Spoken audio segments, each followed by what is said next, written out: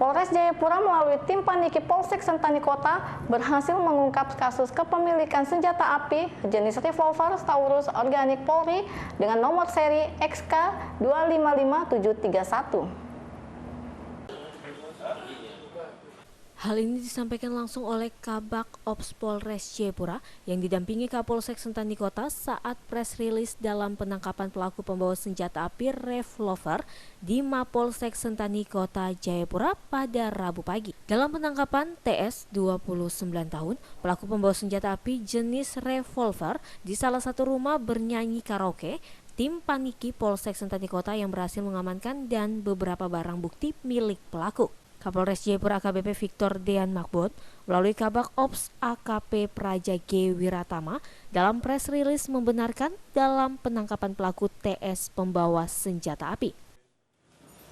Untuk kronologisnya bisa saya sampaikan, pada hari Sabtu tanggal 16 November 2019 sekitar pukul 19.00 tersangka TS dengan saudara saksi LNW mengkonsumsi miras sampai hari Minggu tanggal 17 November 2019 sekitar pukul 10 WIB.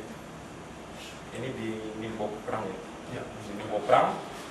Kemudian saudara saksi LNW ini mabuk berat, maka menitipkan senjata api jenis Taurus tersebut kepada tersangka TS. Pada saat bersamaan, istri tersangka TS menelpon bahwa anaknya sedang sakit sehingga tersangka pergi dengan menggunakan motor ke Kuwai, daerah masih di Kabupaten Jayapura, sambil membawa senjata.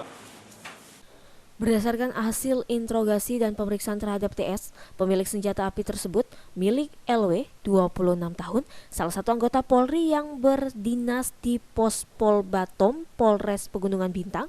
Kelalaian LW 26 tahun dipengaruhi minuman keras, di mana keduanya ada hubungan keluarga. Kini pelaku TS telah ditahan di Mapolsek Sentani Kota dengan pasal 1 ayat 1 Undang-Undang Nomor 12 Tahun 1951 tentang Undang-Undang Darurat dengan ancaman hukuman mati atau pidana seumur hidup dan paling lama 20 tahun penjara. Dan saat ini pemilik senjata api LW telah ditahan di Bit Probam Polda Papua untuk menjalani proses lebih lanjut. Dari Kabupaten Jayapura, Darul Mutakin, Ayus Jayapura melaporkan.